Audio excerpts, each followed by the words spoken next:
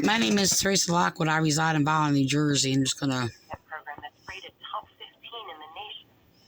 A partnership with Brunswick Health, access to highly regarded research and clinical trials. Our network of cardiac rehabilitation programs providing preventative and bonus. Yeah, I have been on hold for over 28 minutes. I actually had to call the summer. Hold on. Cardiac evaluation is Hold on. whoever your heart beats for, our heart beats for you. It is the Let's be healthy together. Somerville, New Jersey, Robert Wood Johnson University Hospital. Hello? At the Bristol Myers Squibb Children's Hospital, our 20th anniversary It stopped, so latest of many I'm actually going to hang up. being named one of America's best children's hospitals 6 times by U.S. News and World Report. 20. Aiden, who Hold on. received an implant from a living donor, going back to preschool is even more cause to celebrate. Okay, it's 29 minutes, 27 seconds. But we're just So that's almost 30 minutes. That number, by the way, is Somerville Hospital, Robert Wood Johnson University Hospital. The hospital that I originally was trying to get through to is the New Brunswick Robert Wood Johnson University Hospital. This is the thing. I actually had to make a complaint for being left on hold. They just leaving people on hold for a half hour, which I just reported and talked to somebody this morning for it. I'm going to back up to the beginning. First of all, since the first day I was calling there, they were answering the phone, hello, like just regular. They were not answering the phone as it being the name of the hospital or their name or anything like that. They were just answering the phone, hello. So I'm like, is this the hospital New Brunswick? They're like, yes. And, and I would ask to be transferred to, the nurse or the patient who had a stroke, by the way, about almost 2 weeks ago, I believe. He has been, actually, he went into Monmouth Hospital first and was transported to New Brunswick because of the seriousness of his condition. And to the from one ICU to the ICU in Robert Wood Johnson University Hospital. So, the thing is, for the last, few days that I have called, I have kept being put on hold or hung up on. The other day, I was hung up on like 5 times in a row, and I had to call back, and they hung up on me, call back, and hung up on me, and so forth. Or like I said, I was put on hold for about a half hour like that. So when I called back, I was very courteous. I'm like, I just got hung up on. So, and I was like, I just got hung up on like 5 times. That's how I responded.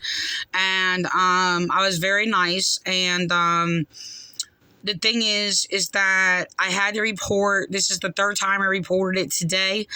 The thing is, after I reported it this morning, I spoke to somebody this morning, and with my experience, and told them that was what was happening. And I told them, well, they first, thought it was the 7th floor or 7th tower that was hanging up on me. I'm like, no, I got put on hold a couple times. I said, I understand.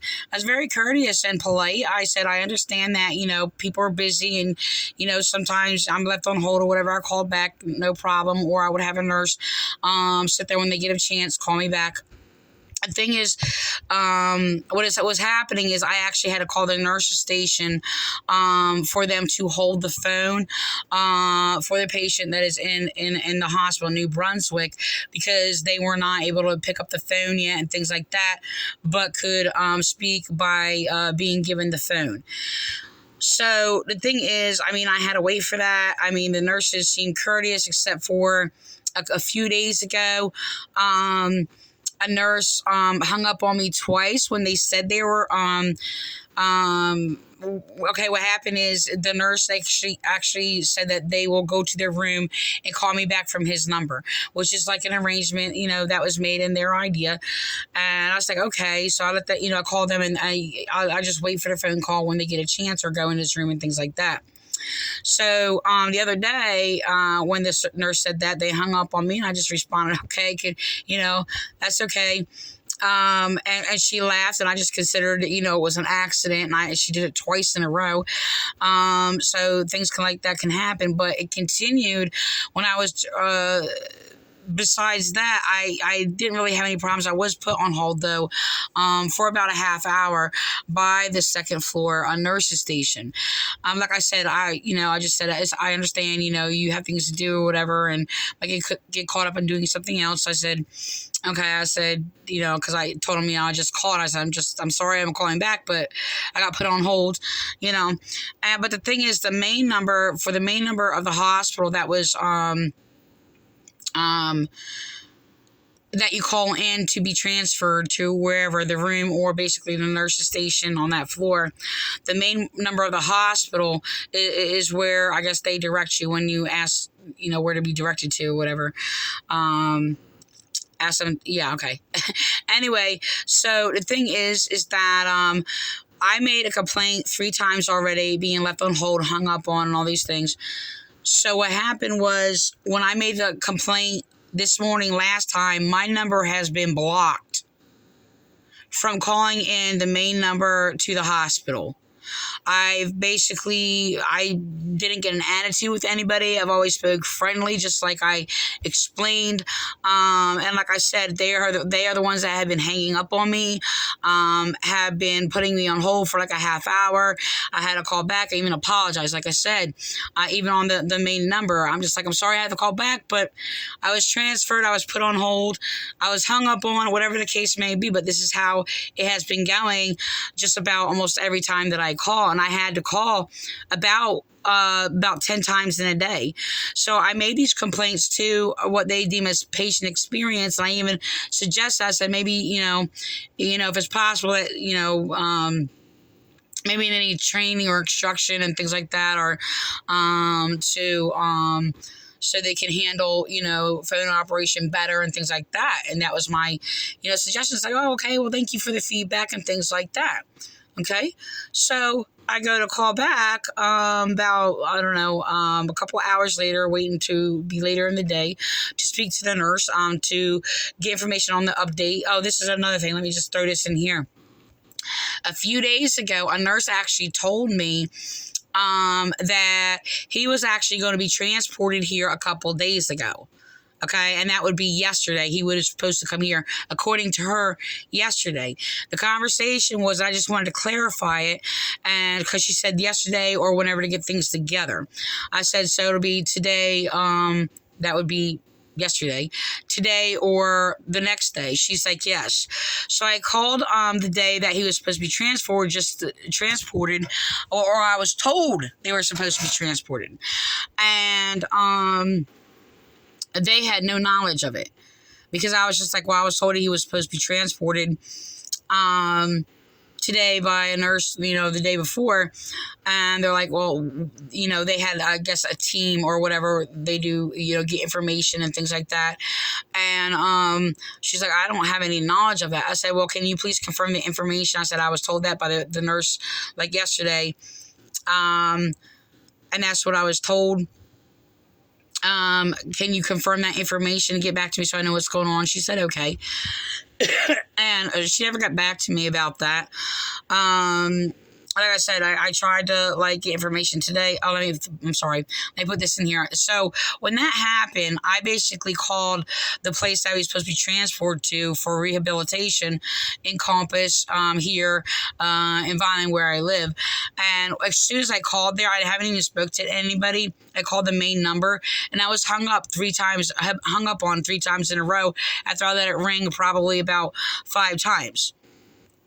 I said, okay, so what I did is, because they called me like a few days prior, I looked up the number that was on my caller ID where Encompass called me to confirm information. And so I called that number. And I was like, yeah, I just called I said, is this your number? Is such and such and such? She's like, yes. I said, I just called that number. I was just hung up on 3 times in a row. She's like, I'm sorry that happened to you. She's very courteous. And I basically confirmed. I was just like, well, this is what I was told, that he was supposed to be coming to Encompass, I'm sorry. And I said, I can't get information. So I'm just wondering if you have information to confirm when he's coming there and things like that. And so they have no set date on their records of when he was supposed to be coming. And the thing is just that I told her what was said, and that he was supposed to be coming there like that day. And now there's no information. They don't have any information about it. And she's like, huh. She's like, and she gave me the information, previous information that was discussed prior, where, because they were actually, before he was to be moved, they were trying to make a decision, like, if he could eat or if he needs to be put on a feeding tube. It had to be one or the other or whatever. And of course, he was refusing the feeding tube. So I talked to the doctor, and, I said, well, let's just wait, because they wanted my approval for a feeding tube. So I'm going to ask him. It was like I said, they were going to, and also a reference, like test to be done or whatever, to see if he could eat and things like that. I said, okay, so he's apparently eating and has been eating for a couple of days now. So the thing is, they're going to see how that is and how that stabilized and things like that. So my conversation then was done. And like I said, I got a call here before even 9 o'clock in the morning, about 8:45, to returning my call from yesterday with my complaints. I said, this is the second time I'm making this complaint. It's continuing, things like that. And I'm trying to talk to the nurse to get information. So the thing is that after I made the complaint this morning, I was blocked. I could not go through the main number to call into the hospital. I tried like 5 times. I am blocked from calling the hospital. Okay. So yeah, these are the rude people hanging up on me, leaving me on hold, things like that, or whatever. And so I called another hospital with the same name that actually required to see if there's an overseer to basically be unblocked or sort out this matter and things like that.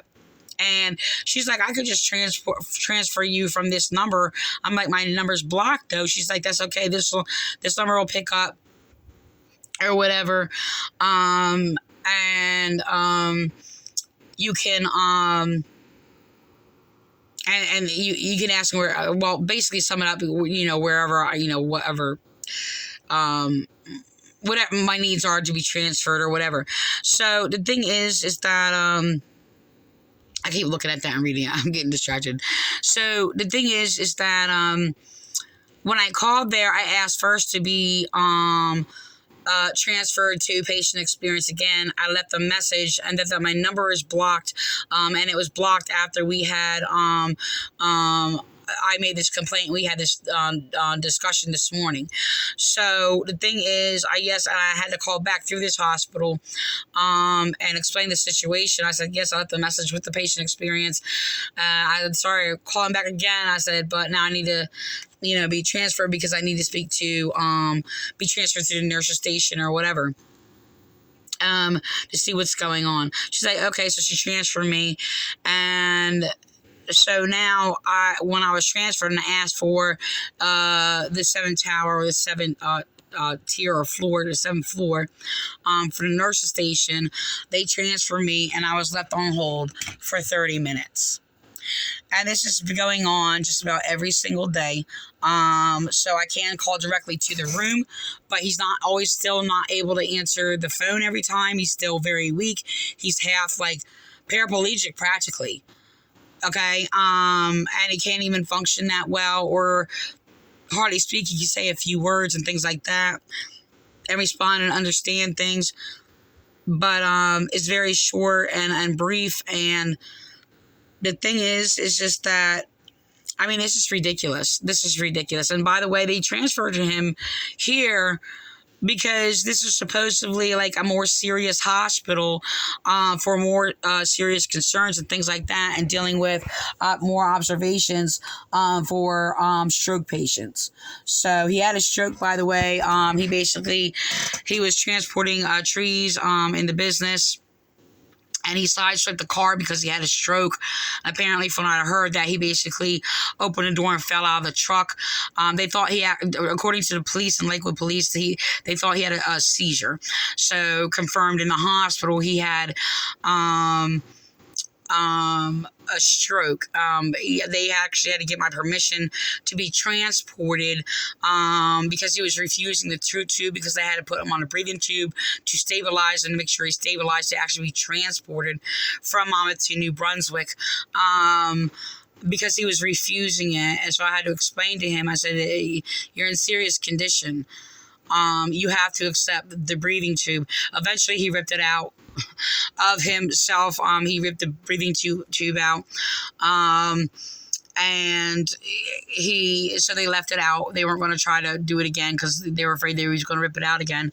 But the thing is, I mean, he's still in very bad condition. I'm not even going to touch that other part of the story or whatever. I'm just giving the basics of what I have to deal with this hospital. There was a few who were very nice to me, and there was a few who were just like rude and nasty that were hanging up on me or answering the phone. The men were pretty nice, very nice and courteous, so I didn't have any problems with them. It was the females that were doing this, so the same ones that were with the same attitude, where hanging up on me or answering the phone as hello and having an attitude while they're transferring me or whatever. So I mean, that's the behavior problems that I was actually have been dealing with. So it's really sad that people my situation is my connection is a bit different, but it's really sad that people have people in serious condition, from children to people, anybody in ICU and all these things. It doesn't matter. It doesn't have to be in ICU. Other people hospitalized in serious condition, and they're trying to connect to people. And even the patient experience the first time I talked to them, not the last couple times, but said it's like, no, you should, they're like, don't apologize, because I'm like, I'm sorry, I keep calling back or whatever. Like, no. It's like, you have a right to sit there and connect to whoever you speak to in here. So it's really sad that people are being treated like this. I mean, it's really, really disturbing. So I'm going to end with that.